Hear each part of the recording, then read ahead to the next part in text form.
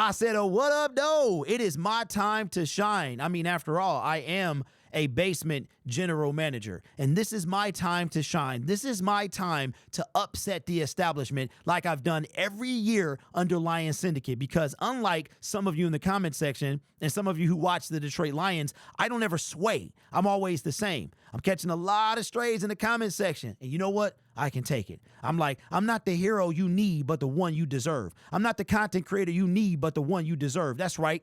That's right, man. Y'all hate me during this time of year, and I can take it. I can take it. I criticize Brad Holmes. Call it in. Call it in, bro. Call it in. You'll sick the dogs on me. You'll hunt me, because that's what I'm here for. Brad Holmes got up and did his season-ending press conference today, and he said a lot. It was 28 minutes. He said a lot. He looked shook to me. He looked like he's never looked before. We only hear him during the offseason. Dan Campbell's time to shine is the season. Brad is the offseason. This is his time to cook. And cook he has to a certain extent. There is some more work he got to do, though. He's got to do more work. Said a lot of things. One of the first questions asked was about the pass rush, because I got a fever, and the only prescription is more pass rush. Let me just tell you about how this is going to go this year. Brad Holmes is the general manager of the Detroit Lions. I am a basement general manager. It is his job to fix the team. It is my job to talk about it. I ain't under any pressure. It is his job to prove me wrong. So all of this stuff, you can watch me, you can not watch me. It doesn't matter. If you do, I appreciate you. If you don't, I appreciate you too, because you standing on business, and that's what I'm going to do as well. I woke up this morning and I said, I'm done. I'm done, bruh. Salt Bay, Sugar Bay has gone away. It's time to keep it a buck. Everybody is getting accountability this season, because the Lions fell short in excruciatingly embarrassing fashion. And you can put it on injured players, but you can also put it on the fact that we didn't have the right players. We didn't have enough of them, right? Here's Brad Holmes in front of the media. He said a lot. He said a lot. But this is when he was talking specifically about his attempt, how difficult it was for him to get a pass rusher at the trade deadline. Here's what he had to say. This kind of guy, and look, we scout everybody, we look at everybody, but there are certain core intangibles that I don't care what the arm length is of a specific player. If he doesn't play like how we need him to play, then it doesn't fit. You mentioned the attrition. I'm just curious, how are you a better GM for having dealt with that this season? That's a good question. So this was the first year, especially the attrition at one spot. I mean, obviously, linebacker, we got hit in training camp at linebacker, and then it trickled into the season, but pass rusher. And this is the first time we've had to trade for a pass rusher this year, and I will say that was the most difficult player acquisition journey that I've ever dealt with. Look, you can talk about, you can look at all these names of all these starting defensive ends in the NFL, but when you start doing the work and you start making the calls, that thing shrinks down. From availability standpoint, that thing shrinks down like this. And a lot of the guys, look, we have an early trade deadline. So you start calling these other teams and these other GMs, and they might have 4 rushers. And so forget the starters. Those guys aren't even available. Like, we're talking about third and fourth. And, yes, and I can't really disagree with them where they say, look, we got 2+ months of football left, and I trade you one, and then we get another one hurt, and we only got 2. And I was like, I didn't really expect you to be rational and think about it that way, but it's true. So, there wasn't. So when we got Za'Darius, he was one of a small handful of guys that were actually available to actually get that, we felt was going to compete and contribute at a starter level. So that one was, I think that one, just going through that experience, I could say just sharpened me up a little bit. And after the Thanksgiving Day game, I know multiple people in our personnel department, including myself, never experienced poaching 3 players on a practice squad in one day. That's because, when you're committed to that player for 3 weeks, and there's a process to poach a player from a practice squad, but never done that. You poach one guy, and then that's your one poach, and that might be your one poach for weeks and weeks and weeks. But to do 3 in one day, that was a unique experience. But again, when that happened, we were very motivated. Like it wasn't a sour. So all these guys that had to go on IR that morning, and all the guys were just excited. They're motivated. They're encouraged to go in that process, and we were able to identify guys that were able to come in and contribute.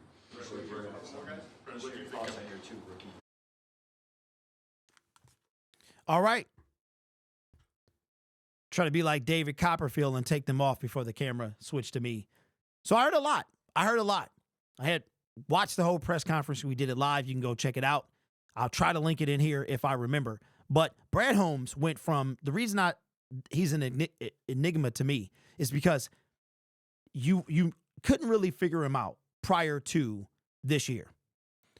He started off the press conference acting like it wasn't a pass rusher, wasn't a problem. That we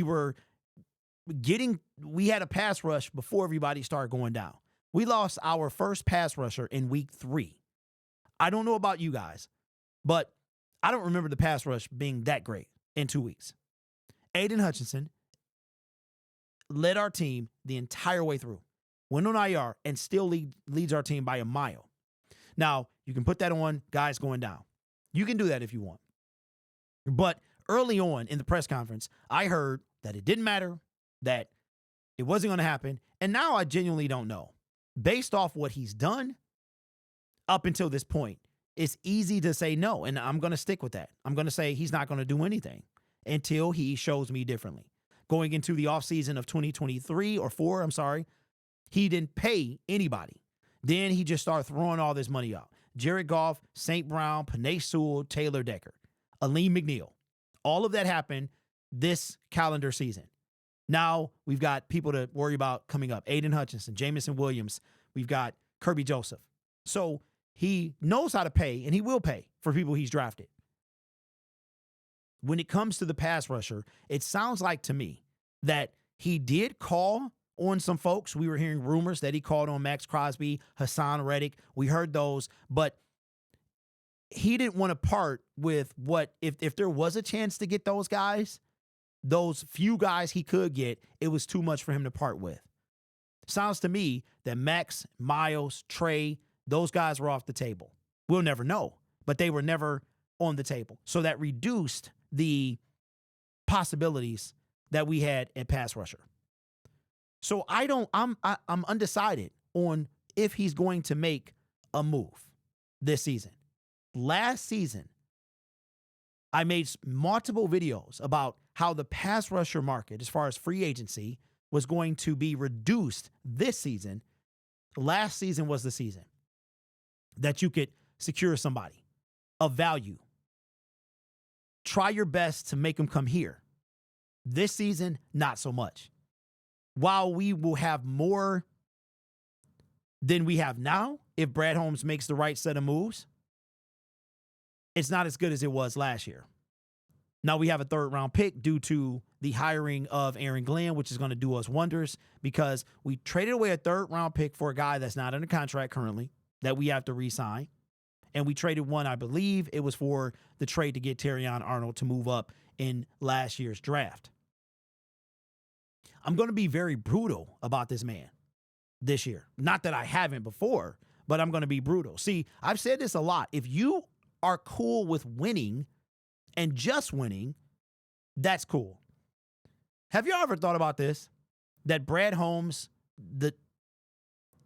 we look at him so good because of where we came from. We came from Matt Patricia. Is that why Brad Holmes is doing, we think so highly of him.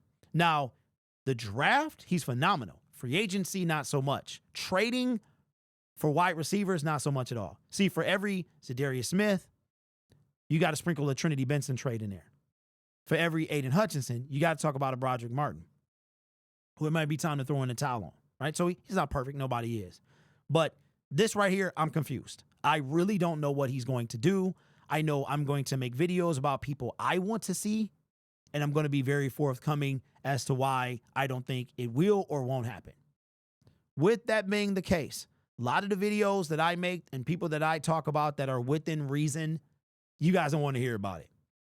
But these are some people. I want to show you what the edge position is looking like for the free agency period of 2025. Khalil Mack, top of the list. His market value is $6.8 million. We paid Marcus Davenport, if my memory served me correctly, 6.9 all guaranteed. His market value, 6.8 for 1 year. I take that deal. Hassan Reddick, DeMarcus Lawrence, Matthew Judon, Josh Sweat, Chase Young, Marcus Davenport, our old friend. He going to have a lot. Brad Holmes got a ton of work to do. You're going to see a lot of Lions on this list. Marcus Davenport, I'm trying to look at a name that jumps off the page to me. John Kaminsky, that's the second Lion. Cleveland Farrell, this is a guy that we could get. And I don't think any of these guys are game changers. But we're at the point now that we can't be choosers. We're beggars at this point. We're beggars. There's nobody else coming off that will be available in free agency. This is the best of the best. There's going to be another Washington Commander on here. Keep going. Agba, we talked about him before. I don't think I can't remember if he was on the team to start the season.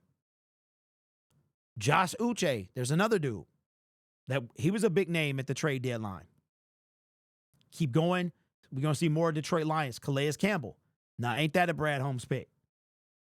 Azeez Ojulari. Not a bad deal. So it's some names on here that can make an impact. I mean, they're not like game changers necessarily, but they can make a greater impact than has been made thus far. Keep going. There's a couple other Detroit Lions on here. Mohammed, that's another one. Pat O'Connor, there's another one. Current Detroit Lions. So if you're counting with me, those are 4 Detroit Lions on the roster. And those are primarily depth pieces. Those pieces are going to be replaced, have to be replaced. Keep going down. None of these guys are bouncing off the page, right? Now let's go back up and let's sort them by age, because I think that'll give me the best results. Azeez Ojulari, Joseph Asai. I know he made some noise. Keep going down. Not a bunch of names. Mitchell Agude, I missed him. So that's 5 Detroit Lions, because I think I missed him. So there's a few moves that Brad Holmes can make. But that list pales in comparison to last year. I understand it takes 2 to tango. That a person like Daniil Hunter, who wanted to go, he's from Texas, he wanted to go back. I understand that. If Brad Holmes gave it his best shot, that's all I can ask for. Did he do that, though? Why would you not want to come here? I'm not saying that he's lying or anything like that. I would find it hard to believe after the 12-5 season we came off of and that whole situation that a lot of people wouldn't be beating down the door. So Daniil Hunter, it could have been a thing, but he wanted to go home. I understand that. So for me, you have to make this work now. We've already come to the conclusion, at least I have, that how we went into 2024, that season, is not enough. I don't believe that Hutchinson, Reeder, McNeil, and Marcus Davenport were enough. We know that Mitchell Agude, who was barely elevated, Ukwu, James Houston at the time, those guys, those depth pieces, not enough. So now what we're going to have to do, get somebody through the draft, somebody in free agency. Here's what I would like to see the Detroit Lions do. I would like to see them get any combination of these folks. Wrong one. Aziz was a huge name at the trade deadline. Huge name. He might be franchise tagged. They might sign him to a new deal, so he might get locked up immediately. I wouldn't mind either of the two that we just had to face, Fowler and the other dude from Washington, Khalil Mack. Not a ton of names, man. Not a ton of names. And we're not even talking about major difference makers. We're talking about bodies at this point. So there's a few dudes that I can see. Khalil Mack, Aziz, Fowler. The other guy, I'm missing his name for some reason. The Washington Commander guy that I just said. Not Walker. Cleveland. Him. Like, that's where we're at. Even Josh Sweat. That's where we're at. So out of this list, it's about 5 of them. It's about 5 of them that we could probably get. Again, I am not trying to be a dirtbag. I'm not. I know I can be harsh. I know some of you enjoy it. Some of you understand it. Some of you don't. It is not my intent to offend any of you. And that's real. However, there is nothing to talk about this year. There's nothing. What are we doing? We should not be where we are. We should not be talking about the offseason being 15-2. We shouldn't. We literally shouldn't. The only way that we should be that is if Jared Goff went down. And maybe if he did go down, maybe we don't finish. Maybe we win that game. I don't know. I have no idea. But there's no reason that we should be talking about the offseason. First seed, 15-2. So because I only know one way to be, I have to be that way. And Brad Holmes, it depends on how you look at it. I look at it, I give him his kudos. I 100%, yes. But let's be real. The ultimate goal is to win everything. At the very least, progress. 15-2 and not winning a playoff game is not progression to me. That record means nothing when you get in the postseason. It's all about winning one more time. The Washington Commanders started on the road, or they started, went to Tampa Bay, 6 seed, beat the 1st seed, and now is in the NFC Championship game. So does that stuff really matter? No. They almost didn't make the playoffs. As a matter of fact, week 15, I want to say they were on the outside looking in. They literally came at the last minute. The Washington Commanders are the Detroit Lions of 2022. A team that had they got in there, they could have gone all the way. That's why I told y'all, man, NFL was keeping us out. Because we went 8-2 in our last 10 games. They didn't want to see us in there. Anyway, so you're going to get that from me. If you don't want to watch anymore, I understand. That is your prerogative, and you are entitled to that. But I am not trying to offend, but if I do, so be it. Because, again, like I said earlier, I just talk about the team. Brad is in control of it. What you mad at me for? When he's the one in control of your football team. Right? Anyway, this channel is made possible by viewers, subscribers, and members just like you. It's because you support this channel, I get to do what I do. You could be anywhere else on YouTube, but you choose to rock with me. Listen, we go through this every offseason. It's the same thing. Y'all bite my head off in the offseason, and then how does it play out? If you want to go through the catalog, you can. Take care of yourself and each other. And as always, go Lions.